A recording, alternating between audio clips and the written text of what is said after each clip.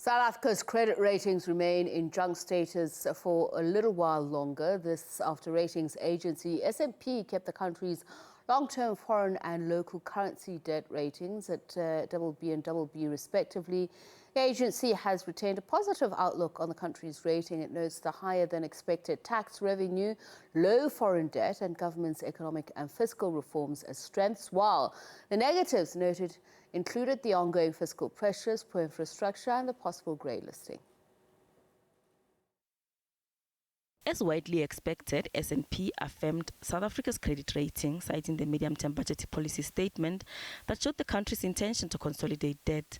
Also working in South Africa's favor is the better-than-expected tax revenue as a result of the high commodity prices.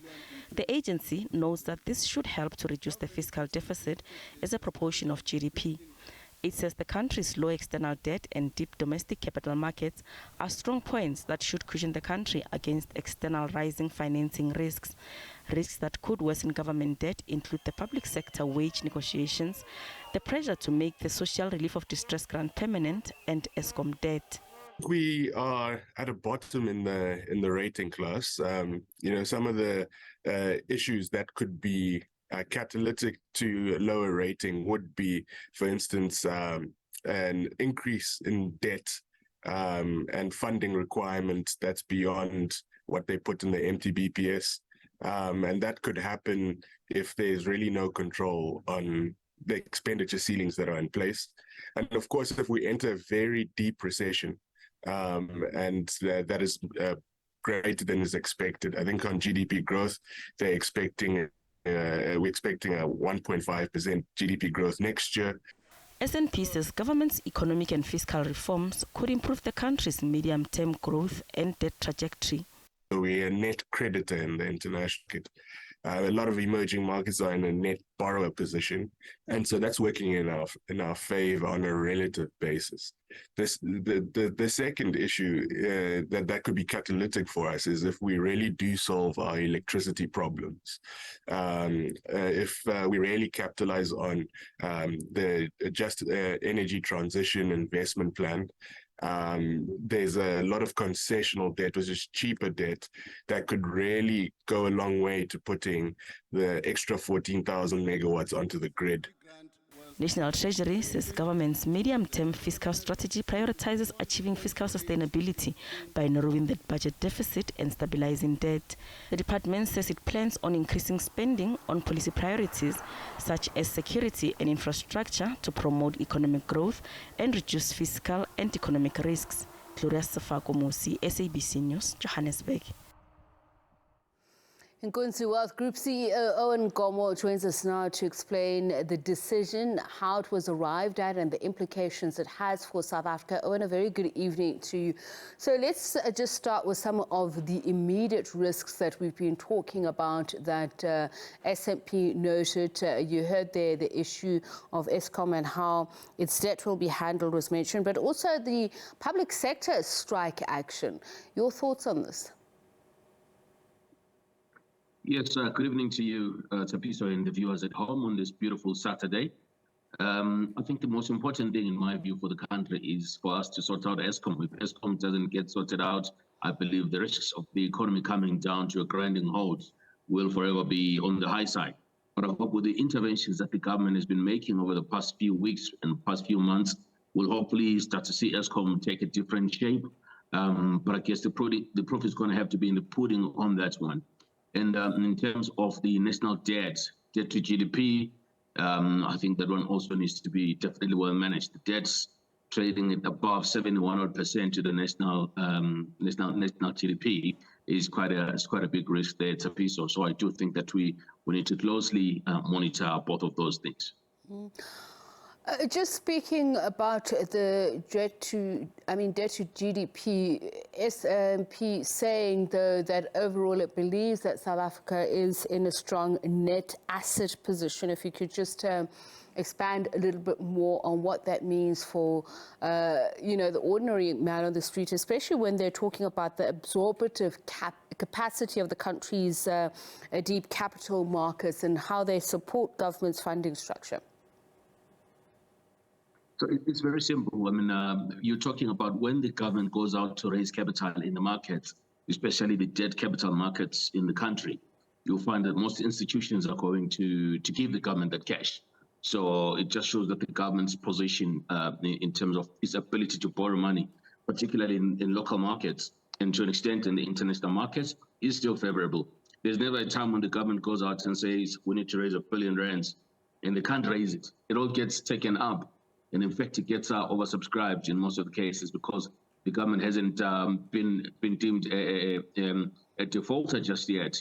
The government's finances are really still decent, and I believe that it will continue to raise, or rather to be able to raise capital in the local markets and international markets as well, Tsepiso. So in short, in brief, maybe one could say we have a very strong national balance sheet, barring all the other challenges that we're dealing with as a country.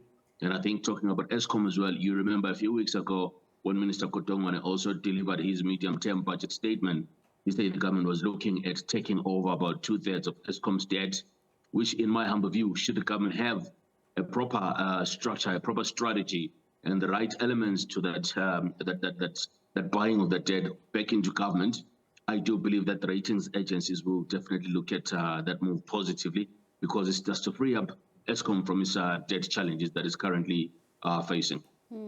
So S&P is saying that it could change the ratings, but it all depends on government's finance pressures. It also talks about the global economic downturn, mentioning specifically China's outlook. So that really underscoring how fortunes are tied, and which is why we service the way we do, or we manage the way we do relationships with China. But why should China's economic global standard impact on our own ratings? It's very simple. China is one of our biggest trading partners.